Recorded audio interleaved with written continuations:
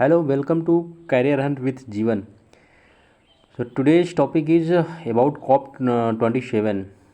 COP27 is a conference of parties of the UN members, UNO members, जो कि UNFCCC के अंदर ये कॉन्फ्रेंस ऑफ पार्टीज ऑर्गेनाइज होती है। UNFCCC क्या होता है? ये United Nations framework convention on climate change. तो क्लाइमेट चेंज के ऊपर जो एक कन्वेंशन मीटिंग होती है UNFCCC की, उसी का जो है ये COP conference of parties 27 serial number अभी चल रही है। कहाँ पे? शर्म अल शेख, ये है आपका इजिप्ट में चल रहा है। तो इसमें कुछ महत्वपूर्ण डिसीजन लिए गए हैं इस पार्टी में, उसके बारे में ये जानते हैं। तो इसमें जो एक ख़ास इम्पोर्टेंट डिसीजन लिया गया वो ये है कि जैसे अभी अर्ली वार्निंग सिस्टम के बारे में एक डिसीजन लिया गया है कि पूरे वर्ल्ड में अर्ली वार्निंग सिस्टम इस्टेब्लिश किए जाएंगे विदिन 5 इयर्स। तो ये क्या होगा, जो हमारे क्लाइमेट चेंज की वजह से हमारे इन्वायरमेंट में क्लाइमेट चेंज हो रहे हैं, तो उसका जो वाइड इफ़ेक्ट जैसे कि वेट वेदर या जो भी सिनेरियो पैदा हो रहे हैं, इन्वायरमेंटल थ्रेट पैदा हो रहे हैं, तो उस चीज़ का जैसे अर्थक्वेक्स हो गया या फ्लड हो गया या सी लेवल राइजिंग हो गया या साइक्लोन्स हो गए या हीट वेव्स हो गए, ये जो कुछ भी हो रहा है इन सबों का डिटेल्स वो आपको पहले से ही बता देगा, ताकि आप जो है कि उसके अकॉर्डिंग अपने आप को एडॉप्ट कर सकें एंड अपने आप को जो है कि रीलोकेट कर सकें, ताकि उस वल्नरेबिलिटी को आप कोप अप कर सकें, उसको जो है कि अपना मैनेज कर सकें। तो इसलिए अर्ली वार्निंग सिस्टम को इस्टेब्लिश करने की प्लानिंग हुई है। विदिन 5 इयर्स में ये पूरे वर्ल्ड में इस्टेब्लिश हो जाएगा जगह जगह पे। और अभी आज का लेटेस्ट न्यूज़ जो है उसमें बताया गया है कि मेथेन अर्ली वार्निंग सिस्टम के बारे में, methane alertness and response system.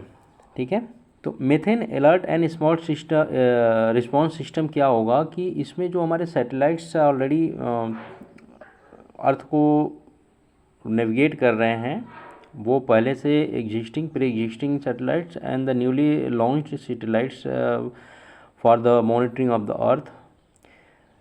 तो ये सब सैटेलाइट्स क्या करेंगे कि ये पूरे वर्ल्ड में जो है कि इस चीज़ को सेंस करेंगे कि कहाँ से मेथेन गैस का उत्सर्जन हो रहा है, कौन सी लोकेशन से उत्सर्जन हो रहा है। तो जहाँ से भी उनको ट्रेस आउट होगा कि यहाँ से मेथेन गैस का उत्सर्जन हो रहा है, उसकी सूचना जो है कि कंसर्निंग स्टेक होल्डर्स को वो ग्राउंड पे देंगे, ताकि उसके अकॉर्डिंग, उस लोकेशन के अकॉर्डिंग वहाँ पे प्रॉपर ट्रीटमेंट किया जा सके। आपको पता होगा कि ग्रीन हाउस गैसों में जो कार्बन डाइऑक्साइड मेजर गैस है, उसके बाद जो है कि मेथेन भी एक बहुत बड़ा गैस, ग्रीन हाउस गैस का एक फैक्टर है, जो कि हमारे इन्वायरमेंट को गर्म करने के लिए भागीदारी निभाता है। इवन कार्बन डाइऑक्साइड से ज़्यादा हीट कंटेनिंग कैपेबिलिटी इसकी जो है मेथेन की, वो कार्बन डाइऑक्साइड से ज़्यादा है, लेकिन इसकी क्वांटिटी कार्बन डाइऑक्साइड से कम है। तो ये भी काफ़ी डेंजरस है हमारे क्लाइमेट को चेंज करने के पीछे। तो इस चीज़ को मॉनिटर करने के लिए, इस चीज़ को चेक करने के लिए और उसके खिलाफ जो है कि एक्शन लेने के लिए ये मेथेन अलर्ट रिस्पॉन्स सिस्टम के बारे में जो है कि बताया गया है। तो उसमें बताया गया है कि methane alert and response systems will integrate data from a large number of existing and future satellites.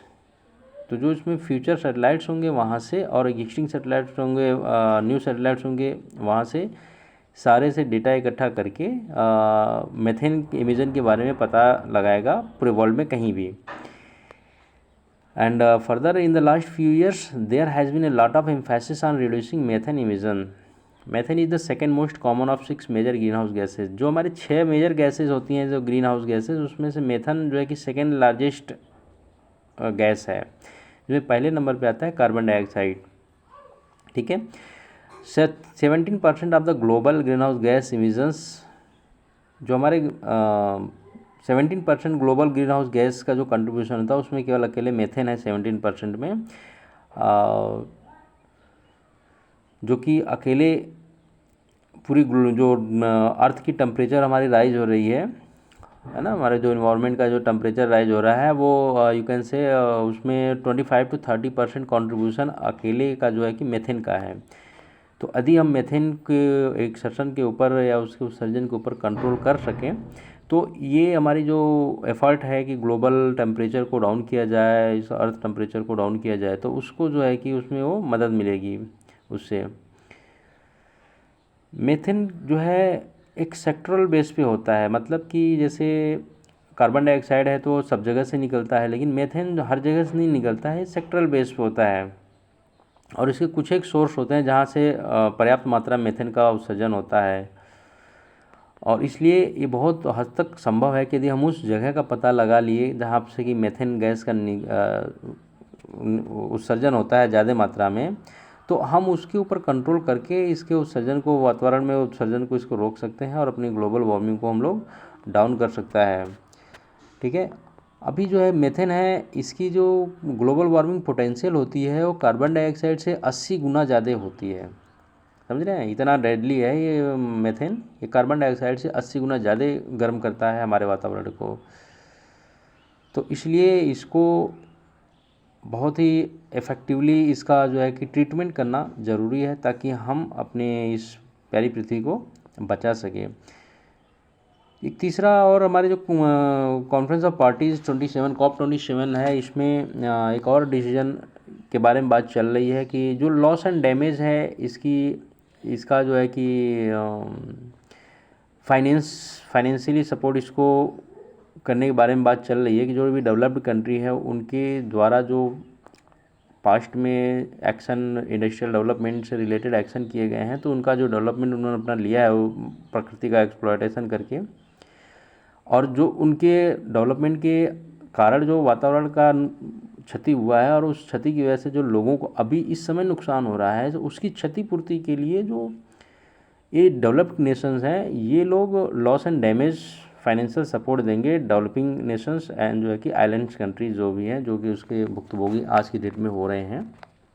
तो इसके ऊपर भी वहाँ पे चर्चा चल रही है। और एडॉप्टेशन के ऊपर काफ़ी चर्चा अभी चली हुई थी, लेकिन इस बार जो हमारी गवर्नमेंट है उन्होंने मिटिगेशन के ऊपर भी काफ़ी फोर्स किया है कि जो एडॉप्टेशन के साथ एडॉप्टेशन के साथ साथ मिटिगेशन के ऊपर भी, मतलब एडॉप्टेशन मतलब कि जैसे कोई भी क्लाइमेट से रिलेटेड थ्रेट्स आता है, तो हैजार्डस आता है, तो उस हैजार्डस को मतलब कि कैसे उस हैजार्डस के ख़िलाफ़ हम कैसे अपने आप को सुरक्षित रखें, उस चीज़ के लिए जो फाइनेंस की ज़रूरत होती है उसको एडॉप्टेशन फ़ंड बोलते हैं। तो उसके ऊपर तो पहले से चल रहा था, लेकिन अभी इस बार जो फोकस दिया जा रहा है हमारी गवर्नमेंट की तरफ से कि एडॉप्टेशन के साथ साथ मिटिगेशन के ऊपर भी काफ़ी फोर्स दिया जाए, फोकस किया जाए। मिटिगेशन का मतलब कि ऐसी चीज़ें की जाए, ऐसा मतलब एक्टिविटी किया जाए जिससे कि ये गैसें उत्सर्जित ही ना होए वातावरण, मतलब कि prevention. Mitigation is one type of prevention through which we can prevent the green house gases to exert in the environment. तो इस चीज़ को रोकने के लिए भी गवर्नमेंट फोर्स कर रही है और इन सबको लिए भी डेवलप्ड नेशन जो है फाइनेंस करेंगी डेवलपिंग इमर्जिंग कंट्रीज़ को।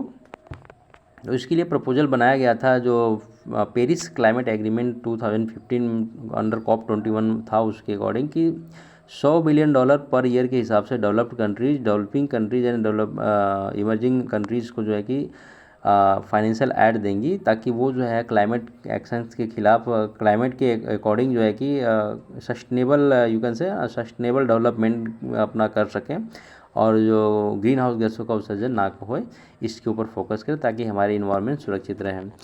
तो ये कुछ डिटेल्स हैं अभी फ़िलहाल में जो चल रहा है। अभी देखते हैं इसका लास्ट आउटपुट क्या होता है इस कॉन्फ्रेंस का, उसके अकॉर्डिंग जो है कि आगे के हम वीडियो में बताएंगे। Thank you for watching this video.